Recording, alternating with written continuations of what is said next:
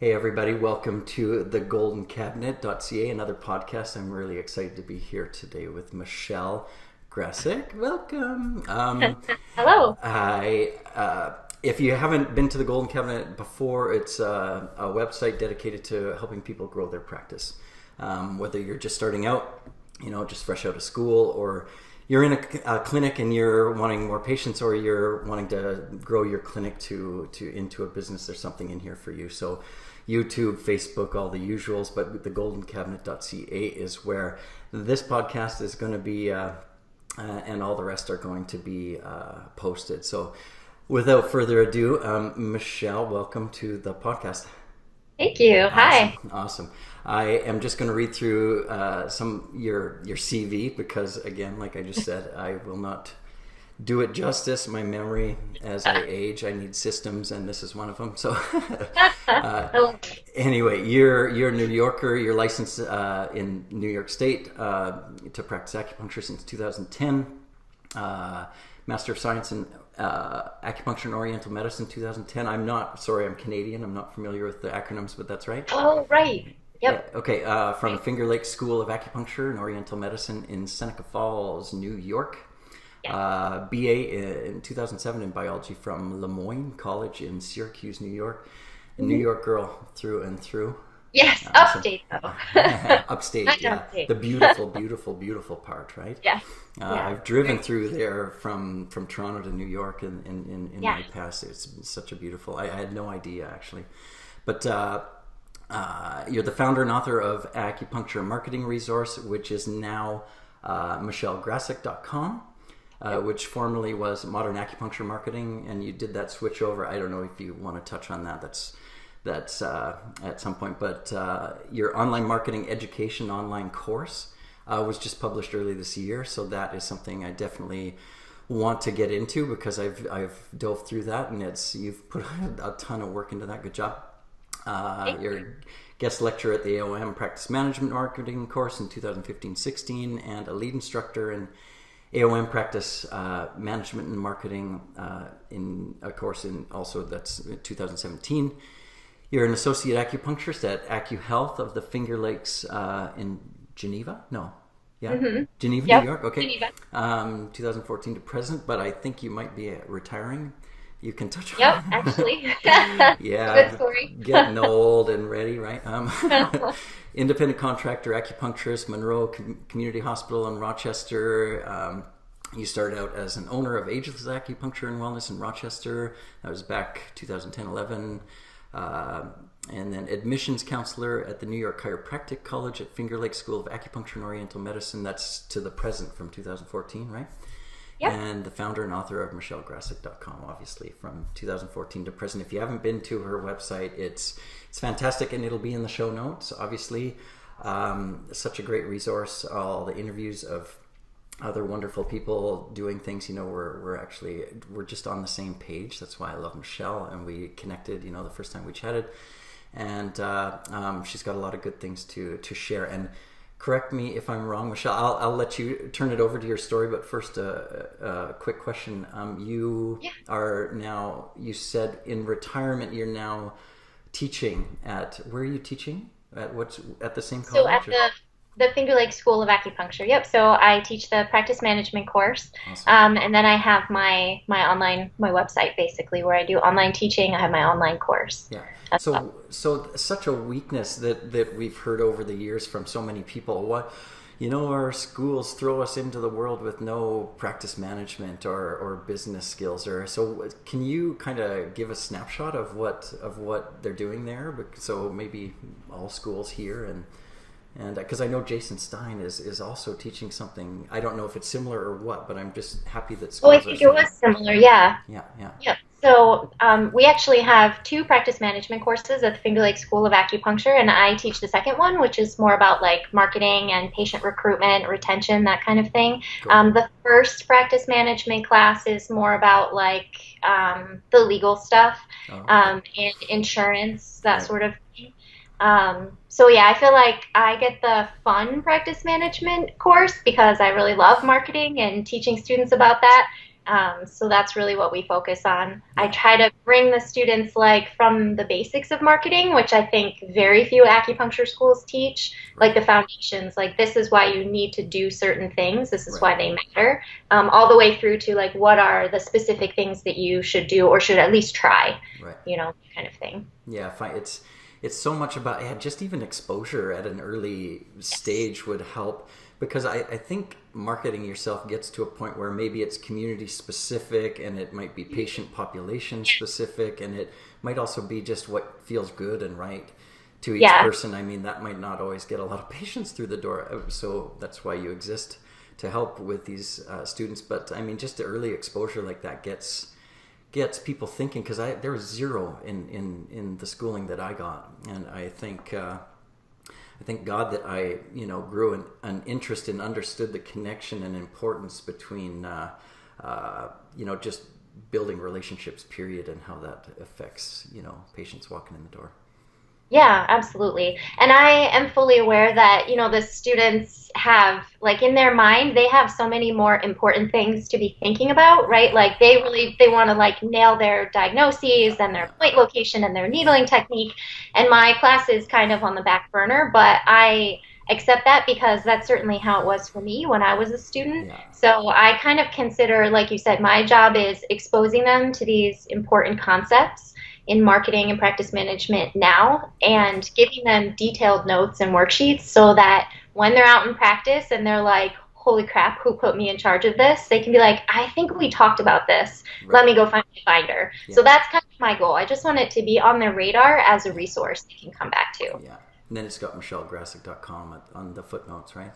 I actually removed all of my branding just because I couldn't decide if it felt appropriate for the school, but I ended up telling them like, oh, and if you have this question, I interviewed so-and-so, and she was brilliant. You should read this interview on my website. So yeah, unfortunately, I'm sure they got inundated with like, visit michellegrasek.com more than I intended. But well, I mean, it's great. There's enough of us out there now that like yourself and myself and Jason and anyone from the AOM Summit and stuff that are. Yeah. That will resonate with people like we talked about, and to be exposed to those resources as well isn't something that students or even fresh practitioners are looking for, because I remember getting launched or going through school and it was so mesmerizing. I was so romanticized, the cinephilia, right, about Chinese medicine and its foundations, and it was just magical. Ancient and kind of mysterious, and you can't wait to like be a part of that tradition. And just the brilliance of it when I step into the world is going to like just attract a whole ton of people to me. Yes. But and then we get thrown out into the world and it's like, oh, I don't even know there's what resources are out there. So being exposed to everything from you to Golden Cabinet to Lisa Hanfoletti to Jason to Lauren's book to all kinds of things is you're just doing them a service. So anyway, I was just poking fun at the marketing, but you also, I mean, I know we're going to get into a few things, but I want you to kind of tell your story, because it's because of that fresh new acupuncturist that might be watching, and anyone. It's just nice to hear a story. So what's kind of your background in life, to bring us from early days to what kind of inspired you toward Chinese medicine and your education process to where you are today? That would be great to share. I always am like tempted to start out with like, it was a stormy day on October 3rd, 1985, right? Awesome. I don't want to torture people. You're a storyteller. Go for it. It's far more entertaining. So in high school, I knew that I wanted to be in medicine. So I did New Visions, and I'm not sure if that is a thing in Canada or even across most of the U.S., but basically it's a BOCES program where you spend half the day at hospitals and doctors' offices, shadowing them, and you also take classes like in the hospital, and to help you decide like what kind of medicine you might want to pursue. And I actually grew up 15 minutes from the Finger Lakes School of Acupuncture, and that was my first exposure. Was we visited the School of Acupuncture, and the dean at that time, Jason Wright, gave this awesome introduction to this medicine I had never heard of. Right. And what I loved about it was that there was zero involvement with the pharmaceutical industry, because even as a high school student, I kind of felt like, do I really want to prescribe medicine for my whole life? Like sit in a little white room and see a bajillion patients a day and not connect with any of them and just write prescriptions for my livelihood? And I thought the answer was maybe. So I was pre-med in undergrad at Le Moyne. Okay. I actually have a BA, like a Bachelor of Arts in biology, because about halfway through I decided that I did not want to go to med school, that I really wanted to do acupuncture. So I didn't want to take physics. I chose to study abroad instead. Okay. So I remember the day that I was sitting in the office with my advisor for classes, and she was like, well, the only way that you can study abroad is if you don't take physics, but you don't need it to get in acupuncture school. And I was like, is this a hard decision? Like, I'm not taking physics. So I studied abroad in England, which was kind of like my start of my obsession with travel. And then I kind of didn't look back from there. I would just shock everyone, you know, from sophomore year on and be like, yeah, I was pre-med, but now I'm not. And I'm still like best friends with all the pre-med students who are now doctors, mostly pediatricians. I'm like, I'm going to be an acupuncturist. And I think in 2008, 2009, people were like, what? Like, how can you know that? What is that? But my whole family had been treated with acupuncture at the school and I just knew that it worked. So it was kind of an easy choice for me at that point. So looking back then, now, your 20-year-old self, would you give her any different advice, or you're like, that is exactly where the road I was supposed to be on? I think there's always advice to be given. First of all, I would say that 20-year-old self, you have no idea what you're doing, and it's fine. She wouldn't listen to you anyway. No, I would be like, please. Yeah. I think I would say not to be so hard on myself, because the decision not to even take the MCATs was very difficult, especially when I was surrounded by, like I said, people who are now mostly pediatricians. Like one of my best friends is a pediatric oncologist. She was like chief resident last year, and with high achievers like that, it was hard for me to be, I'm not doing that because that's not right for me. It was a good choice. Yeah. But yeah, don't be so hard on yourself.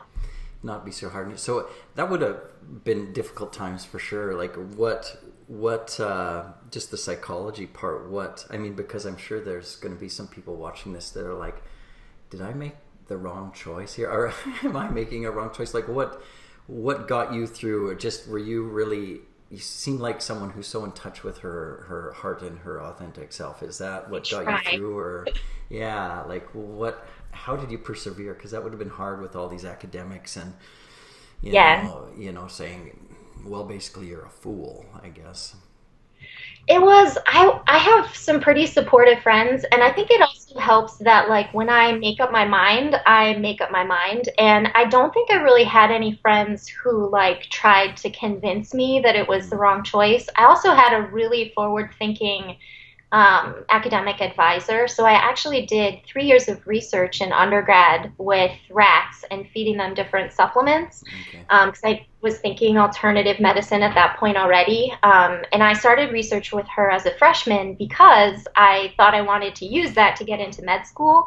So then when I turned around and I was like, I don't want to go to med school anymore, she was surprisingly like, okay, what do we have to do to get you into acupuncture school? You know, instead of being like, you could go to med school, are you sure, and giving me a hard time. So I feel like being surrounded by good people who had my best interests at heart was super helpful. And my parents love acupuncture. They had already been getting it a little bit, so they were just kind of like, okay, whatever you say. Sure. Yeah, it's nice now, some trailblazers, you know, like ourselves. I mean, I'm, you know, I started this journey in the late 90s. I'm not going to Awesome. say how long, but it's more of a career choice now than it was not even Yes, that many years ago. absolutely. But Yeah. so you touch on support system, and that I think permeates life, and that's something I try to live by and talk about, and I'm sure it is for you too. The people you surround yourself with, what does Tony Robbins say, something about the 5 people you spend most of your Yes. time with, or who you become, largely. Mm-hmm. So that's Yeah. that would be the primary thing that helped you. And plus you said Yeah. when I make a decision, I'm solid on it. So that's Yeah. why you're a leader, and that's why you're a teacher, and you've got this wonderful online presence and course and stuff. So that's your disc profiling would put you way into decision and leading, right? So that's great. Yeah. Yeah, awesome. Okay, so that's good advice. So that's a question I like to ask anyway. I mean, because it's and maybe that can help us skip over into something that's really big for you is helping acupuncturists that, I don't know what it might be, but something that's holding them back from stepping into, marketing themselves and telling the world about their gift. Is support system maybe important in that, or what are your thoughts with that? Yeah, definitely. I think in terms of other people's opinions of us, that support system can help a lot, because let's say that you are trying to market your acupuncture practice and your spouse gives you positive feedback and is like reassuring you, like, yes, the way that you are marketing it is like genuine and authentic, and like I promise it doesn't feel sleazy, and like you're going about it in the right way, like don't give up, don't stop. Like that of course would be incredible. Whereas if you're surrounded by people who are like, marketing is disgusting and you shouldn't talk about yourself on your social media, then it's like, of course you're going to feel bad and think that you're doing it wrong. So that is something that I try to tackle, like in my course, in person and online and on my website, is to always remind people that like all you're doing is letting people know that your practice exists and that acupuncture can help them. You're just sharing information, and people can do whatever they want with that information. But I've never met an acupuncturist who sells themselves in a sleazy way. Like I don't think I've ever experienced like acupuncture advertising where I was like, ew. It's the That's opposite. just not Usually. who we are. Yeah. It's the opposite. That's not It's how like, we operate. yeah, you don't need to come for this. Probably it's know, more right? it's more the We're like, opposite. "Oh." Yeah. How much of it too do you think is rooted in, a lot of the associates I've had and people that I've worked with over the years. I feel like sometimes too, especially when you're new, it's this double-edged sword. It boils down largely to confidence, and if you haven't really personally experienced the medicine helping people, it can be really difficult to tell people that confidently. It's like, well, come see me. If you choose, people are always going to choose. You're not strong arming them through your clinic door. Right. But if you're confident, say, I actually can have a tool and a skill set that might be able to take care of that knee pain, or, why don't you come see me? I mean, if you, is it confidence too that plays a big role? Yeah, I definitely think so. I think I feel like there's 2 things I would say about that. One is, and this sounds terrible, but I'm kind of a fan of like fake it till you make it. Like you might feel like as a new graduate that you don't have the experience to say, yes, I can help you with your headaches. You should come see me. But at the same time, the medicine works and the steps that you have to take, right? It's just maybe you haven't taken those steps with enough patience yet to say, like, yes. But the answer is yes, it is probably going to help them. Right. So say it with confidence, even if you're not 100% sure. Yeah. And the second, and I mean, obviously not lying and being like, I can cure everything, I guarantee it. But just like saying with confidence, I think that this is really going to be beneficial. And then the second thing is that a lot of new graduates do have experience in clinic before they even graduate, and they really discount it. So what I tell my students at Finger Lakes School of Acupuncture is when someone asks you, how long have you been in practice? And they're trying to figure out, like, are you brand new? Did you just get started? Should I trust you? like you can tell them, well, I have a year and a half of experience treating patients, because at least at our school, they are considered senior interns for a whole year and a half where they're in charge of the patient case. Yes, of course, they have to bring it to their clinician and get approval, but like they're in charge of the case and of the associates who are like second year acupuncture students who are helping them.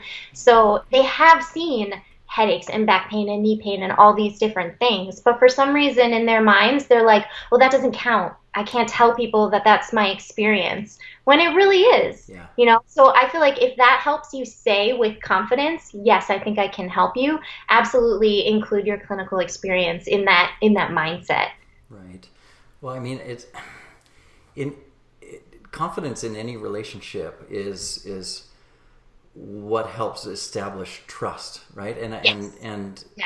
you know, let shyness aside, you know, it people are coming to your clinic to develop a relationship with you, Yeah. you know, and it could be viewed as nothing more than that. And if you know, believe you do have something that can help them, you can borrow that confidence from, you know, I've told younger associates at my clinic, it's borrow the confidence from me and the senior practitioners, you know, just talk to Yeah. us about a case and we'll express, you know, where we've seen X, Y, and Z work, or what, like you said, you know, you've been in clinic, in school, or whatever it is, borrow it and bring it in, because if, you know, it's so important that first visit. Unfortunately, I don't want to strike fear in anyone, but that first visit is that establishing of that trust for that relationship's foundation, you know, so they'll actually come back and you actually get a chance to work with them and let the medicine do its work,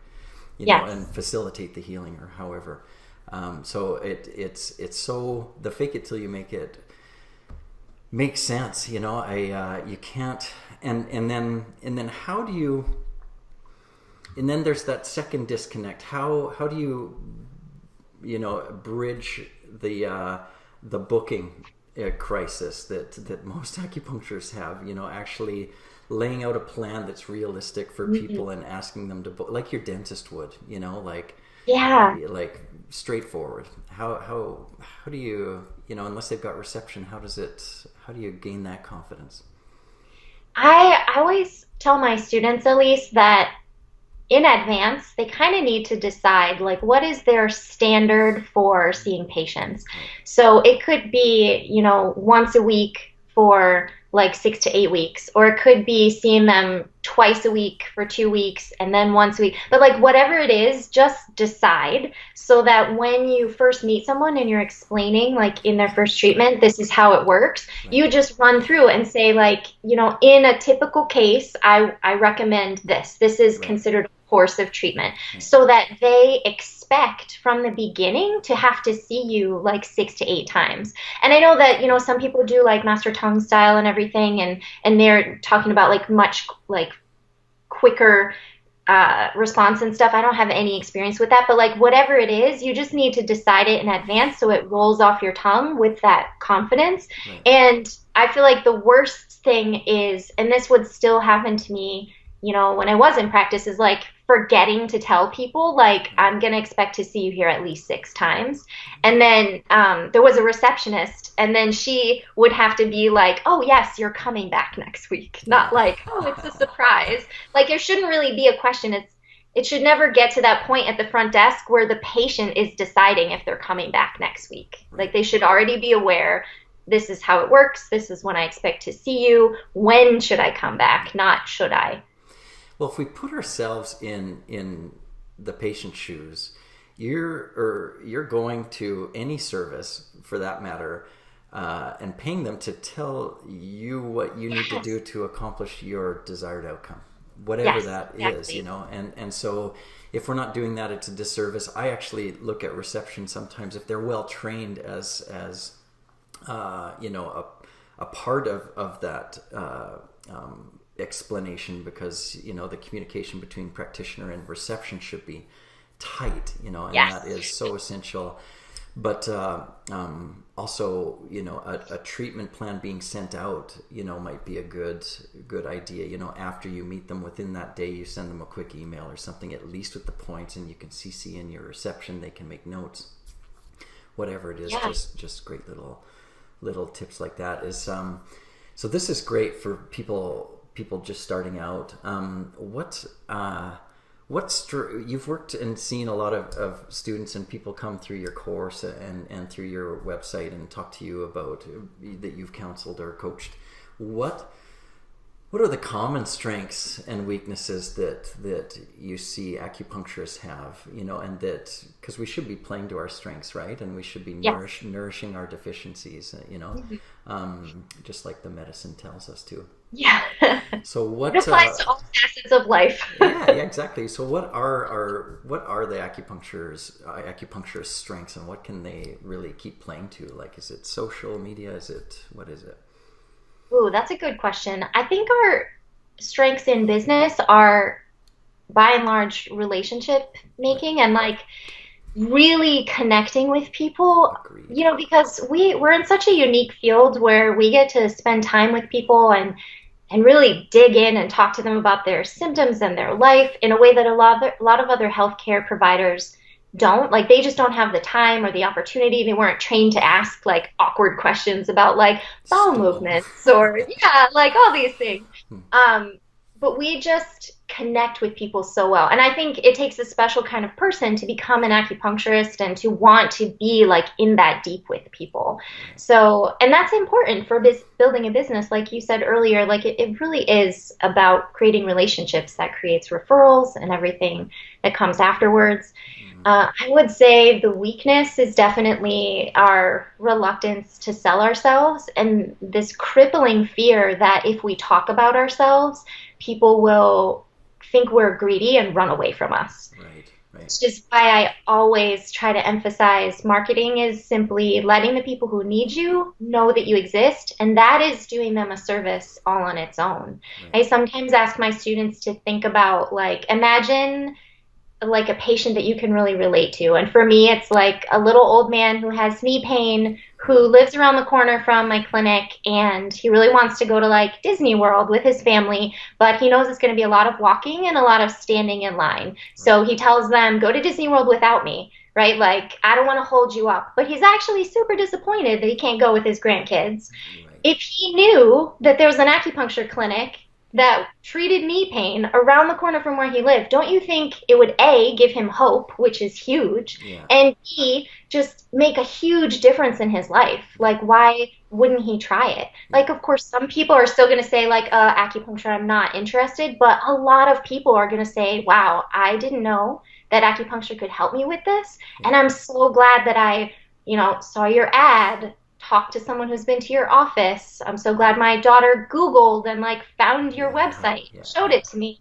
And then he might get to go to Disney World. So I feel like when you make the person real, and you kind of make the stakes high like that, like, he won't go to Disney World, he's really going to miss out, right? Then people can realize like marketing is doing someone a service. It's just sharing that information. They can do whatever they like with it when they learn the information. But if you don't put it out there, he'll never find you. Right.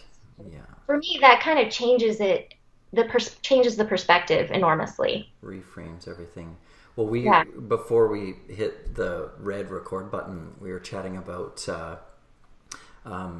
these low-cost marketing methods, but and this is a good segue, I think, and going back to the strengths is that relationship part, and the weakness, hard to sell ourselves. So especially when you're actually at any time, when you're starting out any time in your practice, it's it's never a bad time to put a lot of your focus into your patient's experience with you. And if that is a strength of acupuncturists, which I believe that acupuncturists need to be at the forefront of healthcare versus this alternative or this complement to, because the people that it attracts are just so genuinely there to help facilitate other people's support, care, and healing.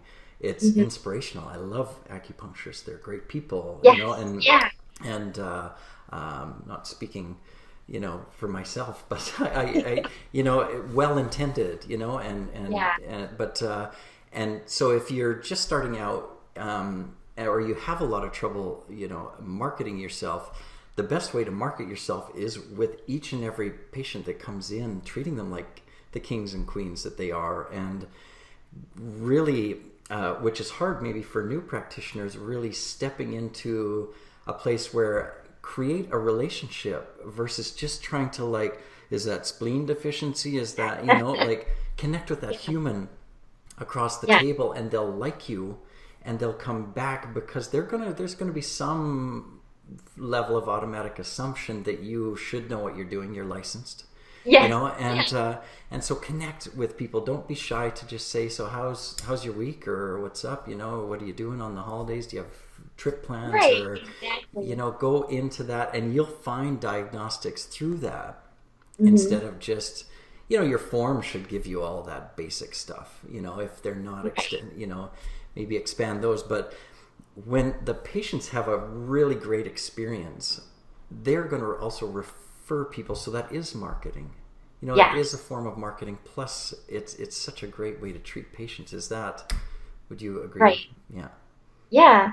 And I would add to that, like you're making such an effort to like connect with them and get to know them. And so many people are doing that naturally, right? Just adding like a little bit extra can really make a difference. And then asking people for referrals, because like you've made this effort to connect with them and they like you and appreciate like the place that you hold in their life. Just ask for referrals. I understand that it's difficult because, to be honest, sometimes I would have trouble with it as well. But start with the patients who are like gushing about acupuncture and what a big change you've made in their life, and just say, I would love to like help your family and friends the same way, and let them know like I am accepting new patients, especially for whatever condition you came in for, knee pain or back pain. Like send me all your people, your coworkers. I think that's it's a missed opportunity, really, the asking for referrals, because we're so good at creating those connections. Yeah. One thing that I used to do in an effort to like enhance that connection, because I hope I'm good at like creating that relationship with people, is if they would tell me they had something coming up with their family or friends, like someone's graduating or they went on vacation, I would add little sticky notes to my charts and just be like, so-and-so's son is graduating on this day. And then that way, if I don't see them for a couple months, they come back and I can still ask like, hey, so-and-so graduated. And they'll be like, wow, that happened like 9 weeks ago. How'd you even remember? And sometimes I tell them, I'm like, I made a note in my chart because it was exciting. But they appreciate it regardless. Yeah. Well, when you get to know somebody, I mean, it's basic CRM, like that, client relationship management, or PRM, whatever you want to call it. I mean, I've prided myself over the years on connecting with patients, even that I haven't seen for years. Yeah. And reception needs to take good notes, like you were talking about as well, because they are the first part of the treatment when the patient walks in that conversation. But when I call someone, I haven't seen them for 3 years, and just just wanted to call, check in, how's it going?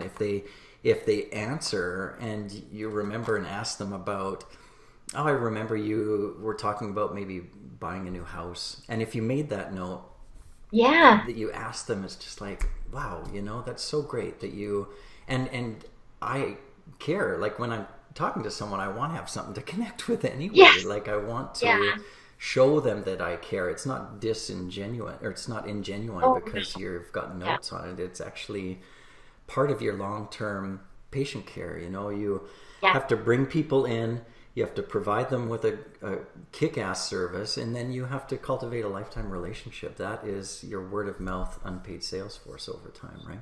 Yeah, exactly. Yeah, cool.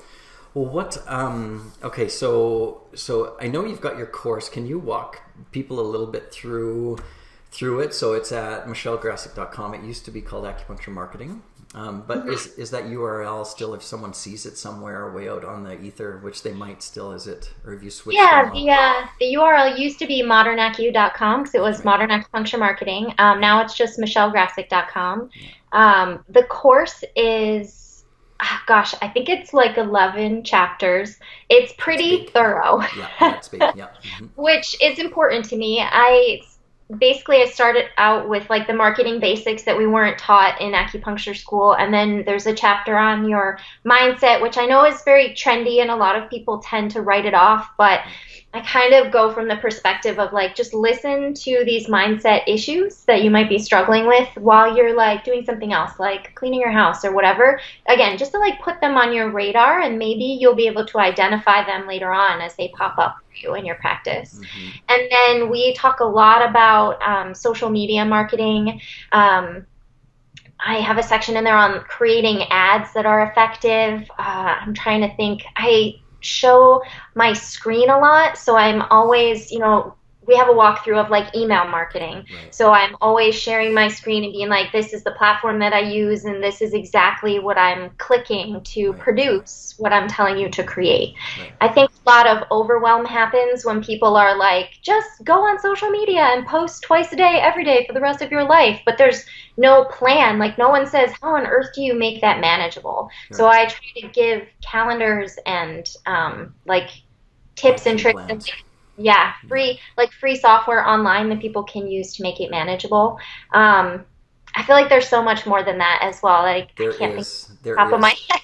Like, 3 ways to get more patients this week is probably my favorite chapter. What is that about? Yeah, what is that about? So basically, so the 3 methods are reactivating old patients, which I think people are always like, well, duh, when I say that, but I'm like, but are you doing it? And they're like, well, no. And I'm like, oh, well, okay. Yeah. So then we talk about like what to say, how to get in touch with them, how often to do that, adding it to your marketing calendar, that kind of thing. And then the other methods for getting more patients immediately. Oh my gosh. I actually can't remember off the top. There's so many. I get it. I was going to say, like, what did I list? But they're very like quick, like fill your patient schedule this week. Yeah. Awesome. Yeah, so they're really helpful. So that's a part of your course. You've got a couple of free things on your site too. Those. Yes. What are those? There's 3 that you offer. One of them is emails that you get. Explain those. Yeah, there is. So there's a free 14-day email course. So the first 7 days takes you through like mindset stuff, and then the next 7 days, every day is a tip on how to basically get more patients in your practice, like this month. And then I also have lots and lots of free worksheets that I like to create. I love worksheets. I mean, with all the practice management or clinic and business growth, people in our sphere now, there's so many free things. I've got a free course and a free ebook, and there's these podcasts, and we're just 2 out of a good handful now of people that are really producing to help, because I think there is that genuine acupuncture needs to be more mainstream, because it just is so helpful. And it is time. Okay, so just quick question, email marketing. Can you give, just for those who aren't aware of it, I mean, what is it, and how does it work for people that are just starting out, maybe?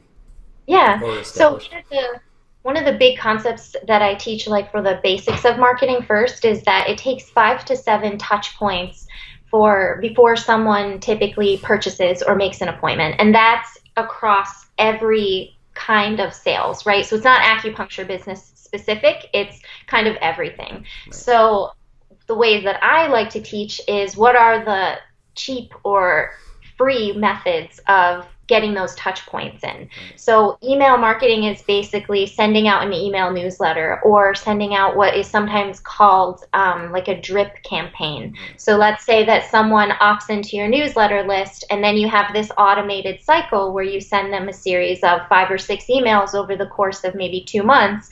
And every time your email lands in their inbox, it's a touch point, right? And your goal is to add up to that 5 to 7 touch points, so that over time they are being reminded of you and also learning to trust you. They're getting to know you better. Right. So I kind of outline in my course like things that you could talk about in those emails, you know, either in your newsletter or if you wanted to get a little more into it and do the drip campaign, like how you could, like what to talk about to help them learn to trust you and be like, yeah, I want to let that person put needles in me. Yeah. Cool. Right? Yeah. Yeah. So often getting people to opt into a newsletter, there's where do you get people to find traffic? Where do you recommend people find those browsers, those eyes? And you know, how, you know, no one these days is just going to see a newsletter sign with a field to fill in and say, hey, great. Yeah, not that often anymore.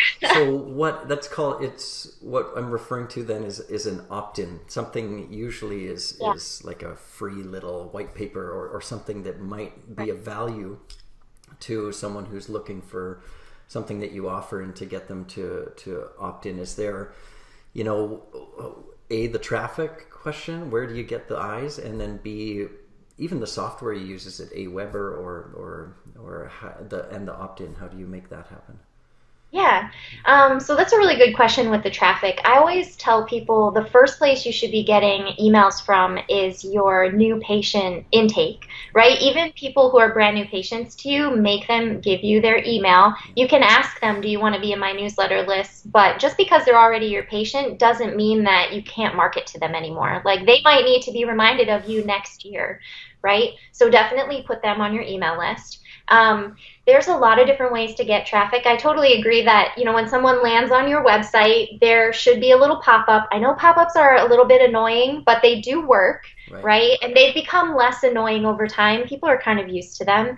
And the pop-up should offer them what's often called an opt-in bribe, right? So give me your email in exchange for a little ebook where I share my top 10 secrets for, you know, wellness related to whatever your specialty is. So I always love to use the infertility specialty example.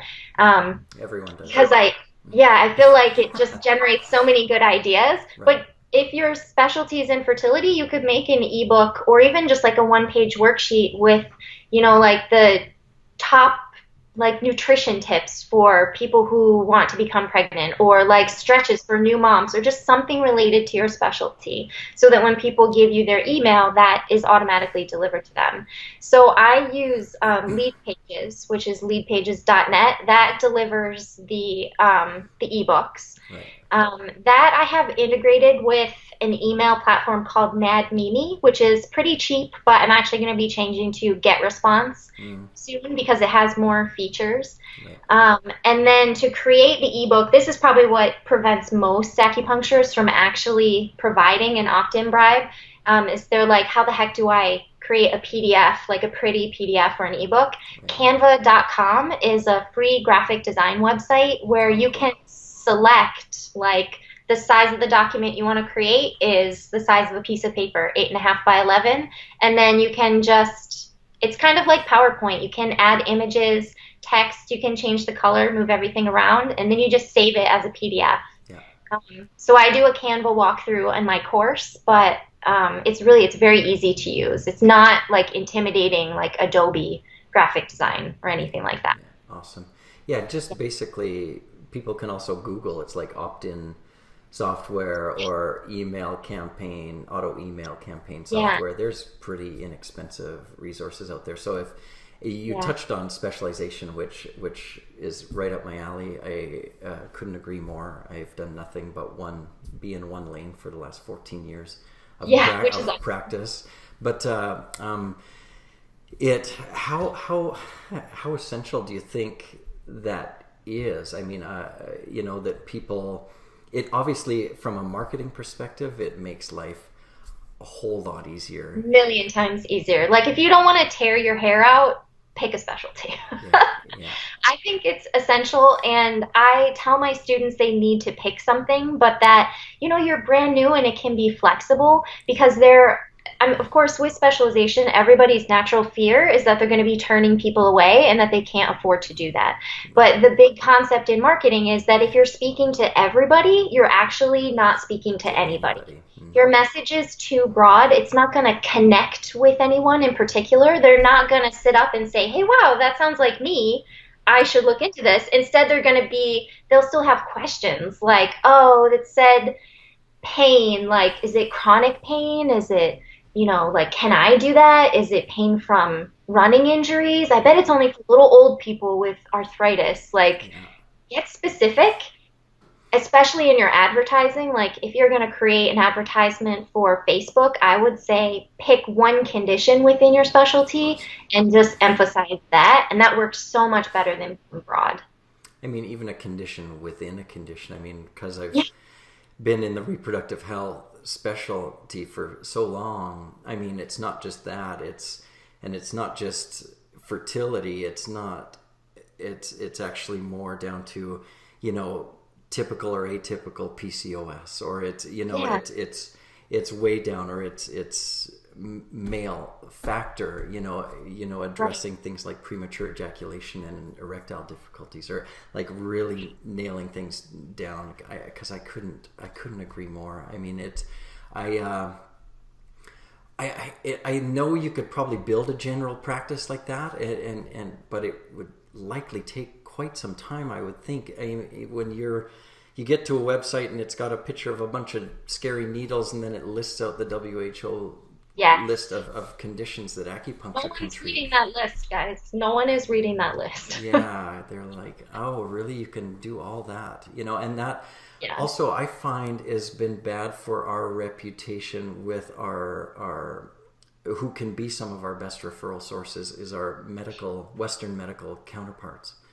Where it's like, really? Yeah, you can treat everything, but if you really nail things down too, where I've found specialization is really important is in the language that I can share with the reproductive endocrinologists and fertility specialists. I can sit and have a beer and jam with any of them and talk the talk of, whatever that, whatever they want to talk about, the medications they're using, the possible, diagnostics and surgeries. And so you end up becoming not just, an acupuncturist, but a resource for people too, when your specialization is so deep that you just understand that journey, and you can adjust your empathy and understand the difficulties and the nuances of the subtle nuances of what that patient population is going through, and you can connect so deeply.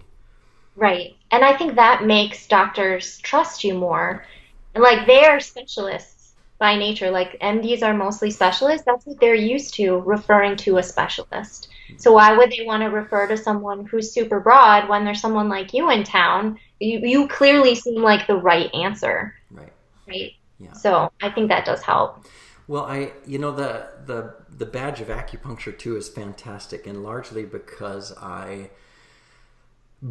research shows a bunch of safety, and that safety first is huge with medical doctors, at least, and nurses and the like, huge referral sources if you gain that trust. But if you step in and really take the time to understand that one little niche, you're going to not only give confidence to the Western medical doctors, you're going to have confidence yourself in your practice so much faster. Yes. Right. Yeah. So absolutely. Okay. So we've run through a lot already. I want to dial it into kind of going internally here now, because there's been some great little practice pearls and stuff. But what about the psychology? The sayings, it's, success is 80% psychology, 20% skill. It may be different for different, anyway, but I would fully agree with that. I mean, what characteristics for you, or for the people that you've seen, are necessary for success in acupuncture practice? I would say the confidence that we talked about earlier, I have seen that helps a ton. And I think that if there are like shy people out there or introverts or because that's definitely me for sure. Like if they're feeling like, oh, I'll never have confidence, I would totally disagree with that. It's going to come over time. And that's where I encourage the kind of fake it till you make it sort of thing because you are going to get there, but you can speed it up a little bit. For example, so when I first started in practice, I actually had a classmate, acupuncture classmate of mine, who was like, look, if you don't become more like confident in when you're talking to people, like you are not going to succeed because why should they believe you that Chinese medicine works when it sounds like you aren't sure if it works? And I'm like, well, of course I think it works, but what we were talking about, the whole like I don't have enough experience, etc. So then I kind of sat back and watched one of our other classmates, like in that first year after graduation, and she friggin' loved to tell people what to do. Did she always have the right answer? No, because I'd be sitting there in the back of my mind being like, okay, well, that's not what I would necessarily say. It's not wrong, but you know what I mean? But like, she made me realize, and she has an enormous practice. Like after 3 years of practice, she had purchased and renovated this building with like 7 treatment rooms, and she had all like an associate and a receptionist and hired all these other people. And she made me realize that patients want to be told what to do, and they want you to say it with confidence. And that her mindset was simply that she had no problem telling people what to do. So that confidence was really huge. In addition to that, I also think so not necessarily confidence in your clinical skills or like being willing to tell people what to do, but also just the confidence that you're going to make it and be okay. Because, when there are people who have that negative self-talk, I really do think they make it more difficult on themselves to like go out and do what needs to be done to be successful. So even just like turning that self-talk into something positive, like I can do this, it's going to happen for me, like it might take time, but that's fine, right? Like I'm not going to be like the 1 in 5 businesses that goes out of business in 5 years or whatever the statistic is. Yeah, I think the psychology is huge, but at the same time, it doesn't take that much to shift it into a mindset that will make people more successful. So would you recommend people, I know I would, delve into, or at least get some of their CEUs from personal growth?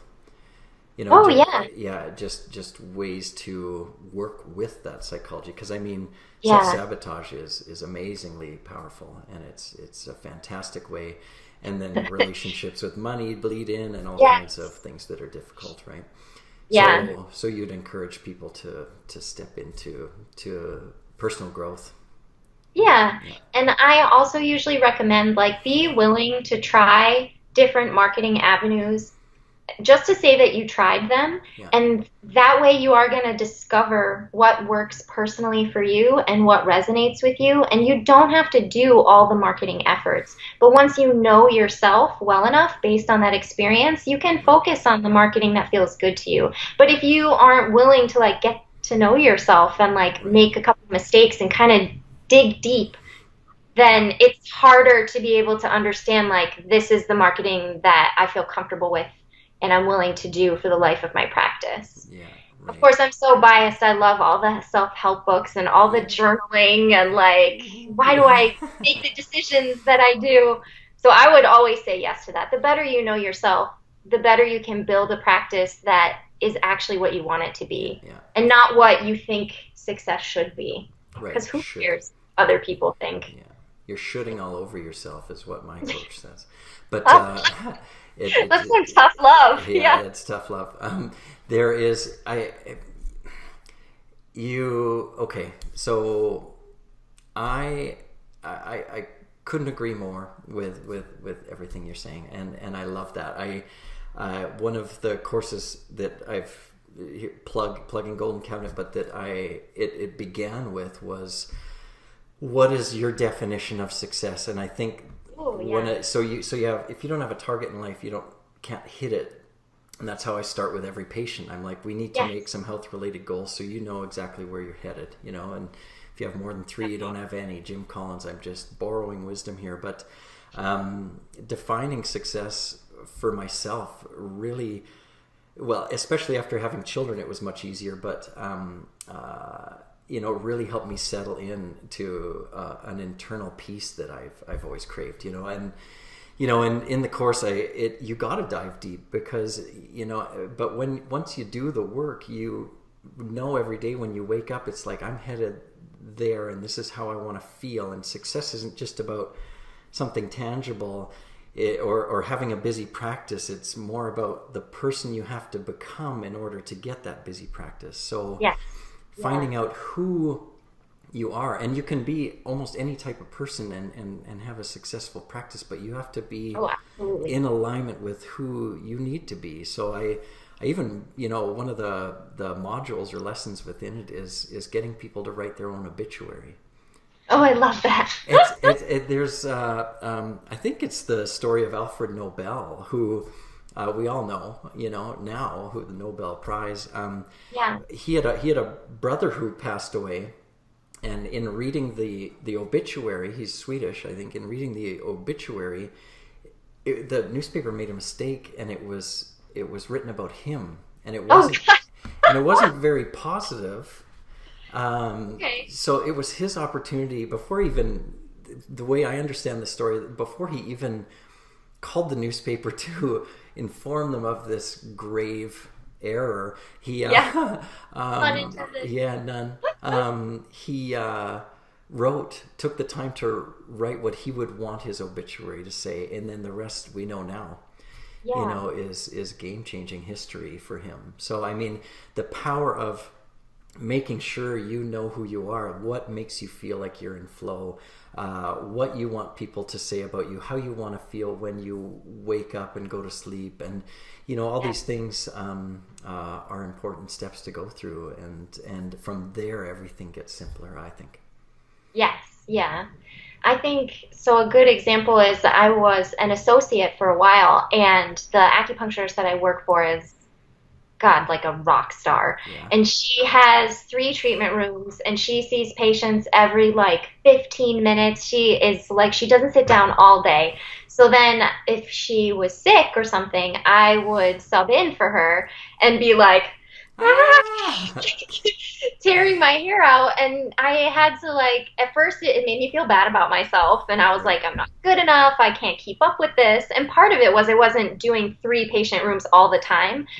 2 is my sweet spot every half hour.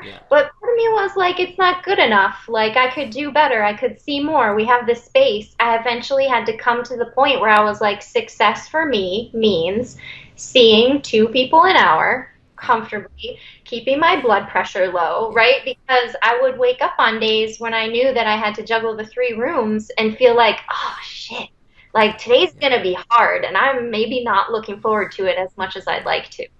So I do think, you gotta get to know yourself and accept what success looks like to you. And when you wake up in the morning, you should feel really good about going to work. Yes. Oh my God, I've been through that. Not look just so busy. That's a double-edged sword, really, first world problem, right? But I mean, I know people that seeing 150 people a week or whatever it is, and I get that money is good, but it better be, because you probably only have 10 years of that in your. I'm speaking for myself, right? I wouldn't, for me, definitely. I wouldn't be able to do that, but that brings me to a point about competition. And always being so cognizant of what's going on around you and what that person's doing, like you said with your associate, and it being really detrimental to observe your competition too closely. Definitely. I actually have a blog post that I wrote back when I started my blog. I think it was in 2014 or 2015. Comparison is the thief of joy, right? And there's so much comparison amongst acupuncturists, and we make all these flash judgments based on superficial stuff, like, oh, so-and-so just remodeled a clinic and is hiring a receptionist. Clearly she's crushing it, and she's so happy, and her life is amazing, and I bet her husband's the sweetest. And we make all these crazy assumptions based on one thing. All of a sudden she's like a Disney princess, and her life is perfect. right? When the reality is you have no idea what the inside of that person's life is like. Yeah. Maybe so-and-so, like, I don't know, has some debt, or, oh, can you hear my cat trying to get in? She's Yeah, cute. like, the point is you don't really know what the inside of that person's life is like, and it doesn't matter, because you can make your life be the shape that you want, and that is good enough for you. So I actually made a worksheet about like walking people through that. Like, you're building something amazing, even if it's not as many patients as the next acupuncturist in town. Like, you should still be so proud of what you've created and all the people whose lives you impact every day. Like, you mean so much to them as just a person in their life. Like, you hold space for them. They go through some of the most difficult times in their life in your office. It's hugely powerful. So it doesn't matter. It doesn't matter. No. An extreme success is fleeting. It really should be the long game. I mean, you should be. Yeah. This is something that we can all practice and work with until the day we die, basically. Yeah. And that, I get that there's financial crunches and stuff, but I mean, we need to keep perspective and be in competition with ourselves for raising our bar to wherever we think it needs to be instead of with other people, because that can be extremely disheartening. And that's about being in the flow. You should feel good. Life really is that simple. It's like, if it's making you feel good, that's the lane you should try to clamor your way into as much as you can, right? Right. Oh, that's great advice. I mean, competition can be healthy, but it should be primarily with yourself. Some of these freebies, just side note that you've talked about that you have. Would you mind sharing the links to them, and I'll put them in the show notes so people can jump over to your website and opt in or grab them or whatever. That would be awesome. Absolutely. So what? Give me 3 books or documentaries or something that that are just on your mind right now, or that have impacted you hugely in your life or in the past, to in somewhat in relation to the success that you're and the business side of things that you're feeling right now, so people can jump in. So things that I kind of like find inspiring, sure, like on this journey of like practice management and business and everything. It can be anything. So I would say Lewis Howes' podcast, The School of Greatness, is my favorite podcast of all time. He interviews people with an eye towards business success as well as living a healthy lifestyle, and he's not afraid to talk about like how your emotional health plays into everything that you create. So kind of like getting to know yourself. So I really admire him and his podcast. I listen to it probably every other day. Awesome. With your headphones? Yes, the one that I keep at work. Not here, apparently. And most recently, I'm reading a book called The One-Page Marketing Plan, and I feel like that is really informing like how I'm thinking about putting together my website in 2018. Right. The person who writes it, and I can't think of the author, is very no nonsense, kind of in a funny way, and I like that he just kind of drills down to the basics of like, don't do this in your business because it's gonna go down in flames. Like, do this and keep it simple, and teaches people how to put together a one-page marketing plan. And I do find that's what a lot of acupuncturists are missing, is a plan. Like, they know they need to market, but what the heck do they do? Right. And it keeps it very condensed. Right. So that's 2. So, and then okay, sorry, no, I was going to interject, but go. And then actually a book I'm reading right now that I find really inspiring is called Quiet, The Power of Introverts in a World That Can't Stop Talking. Oh, yeah. And since so many of, at least my audience, and many acupuncturists in general, are introverts like myself, I feel like it really gives you a boost and help you understand like everything that you add to the world by the fact that you don't talk a ton, that you like have solitude, and if anyone's ever felt bad for not being an extrovert, because I always have people say, like, if I'm not an extrovert, how can I ever succeed at marketing? Right. And I'm like, you don't need to be an extrovert to be good at this. That helps a ton, I think. Yeah, Yeah. awesome. And there's a lot of talk about, and there's even people who claim the extroverted introvert, which is what you are. You're here right now. You would have somehow turned down this, interview, and my wife. It took a long time to like get to this point where I was like, "You're gonna record me? Like for the love of God, why would you do that?" Oh, everybody will enjoy looking at you. You're so cute. I think the online world is like laden with introverts, and that's their avenue to it, and even stepping into video and stuff that I that everyone's going to do, and the beauty of it all is that if the more you put yourself out there, the more especially on video, you can't help but being a bit of the bumbling fool that you are. I mean, that I am, we all are. But that's the authentic side of being human, and more today what people want to see, because then they know who they're connecting with. They're not. It's not some polished, marketing sales video, that has all its points and that is refined, and it's what we're craving more today. We've been through this age of corporate perfection in sales and advertising, and it's just like that's old. So it's more of an introvert's world right now, I think, because there's absolutely there's a soft spot for anyone who's just kind of shy and humble and but authentic. It doesn't mean they're not kicking ass with what they understand or their skill set. It just means they are like, holy shit, it's hard to be in front of people sometimes, But once I do think that gets much better with time, because so I give a lot of presentations, and I remember when I first was in undergrad, that was when I had to start giving presentations about my research with the rats. And I really, the professor told me, if you don't give the presentation, you don't get the credit for the research. You don't get your 3 credits. And I was like, fine, I don't need the credits.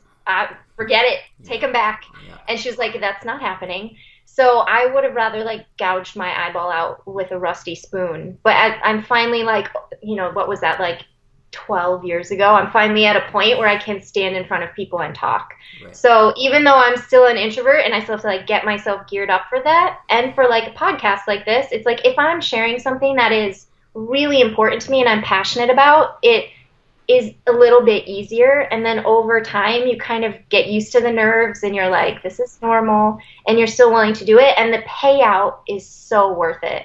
Right. But yes, I do think there's a ton of introverted marketing methods, especially with the internet lately, that work so well. The first time I ever recorded a Facebook Live, I could not figure out how to turn it off.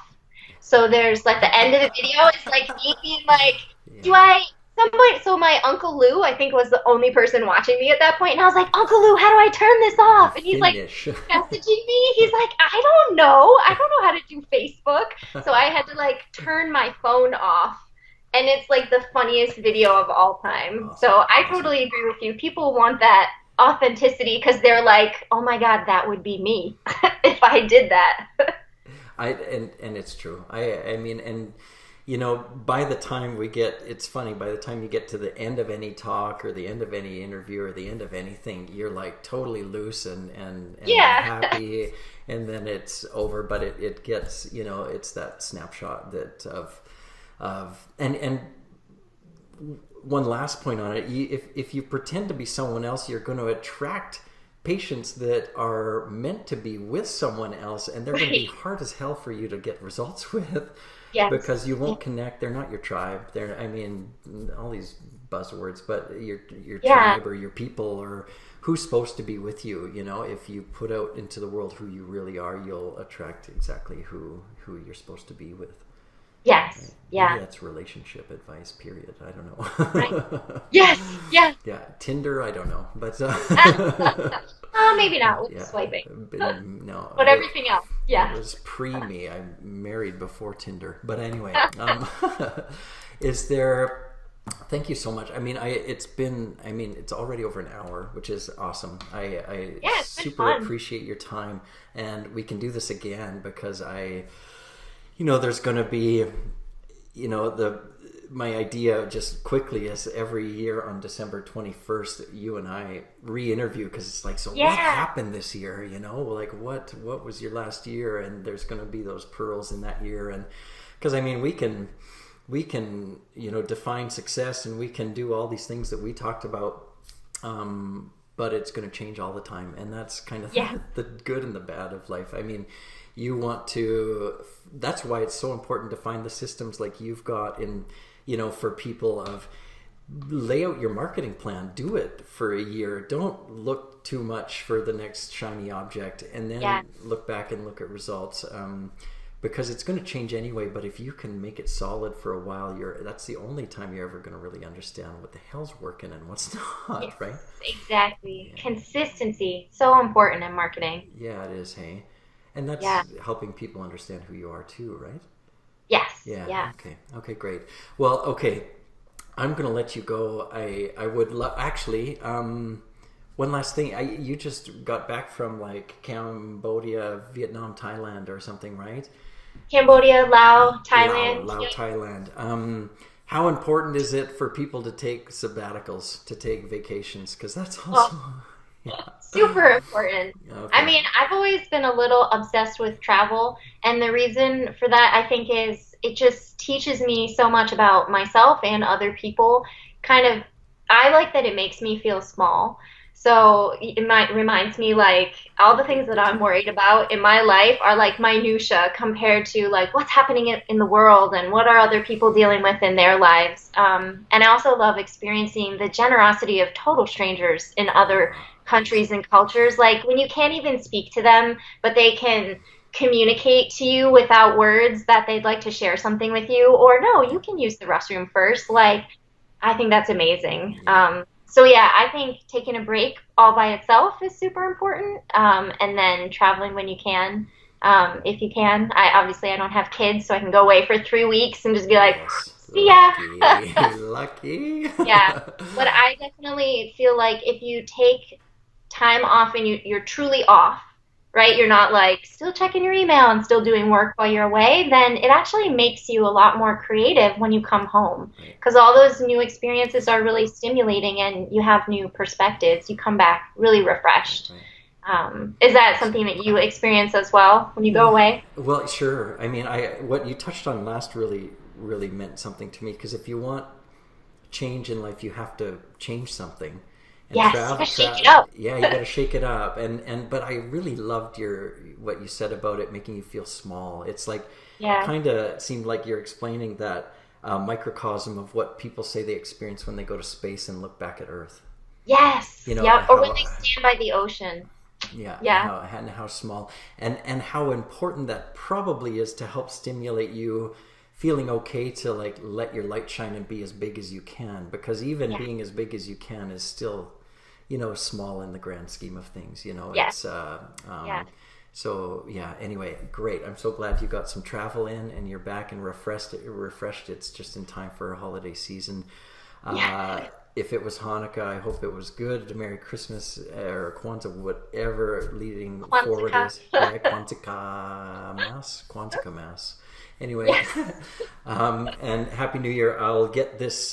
This will be up probably between Christmas and New Year's, just so people have Okay. like a wonderful face and some great messages to look at while they're with family and want to get away and listen to a podcast or something. I hope. But thank you so much. You can be Yeah, reached thank you. at all the usual places, or where do you want people to come find you? MichelleGrasek.com is good. And then my email is michelle@michellegrasek.com. Okay, I So will get it there. always email me. I love emails. Emails, From okay, great. all That'll over be the in world. it'll be in the show notes then, and Perfect. she's Facebook and Pinterest, these places too, as far as I understand. Thank you so much Thank you. for being here today. I so appreciate your smiling face, and I know it's later for you, but I'm just about to go out and start my day, so Oh, nice. I'll chat. I've got deer right outside my window on the mountain beside me. I just moved, and Wow. I'm in paradise. So I'm gonna go for a little walk, and maybe do a little Facebook Live. We'll see. We'll see what comes to me. But anyway, I'll chat with you soon. Thank you so much. Absolutely. Thank you.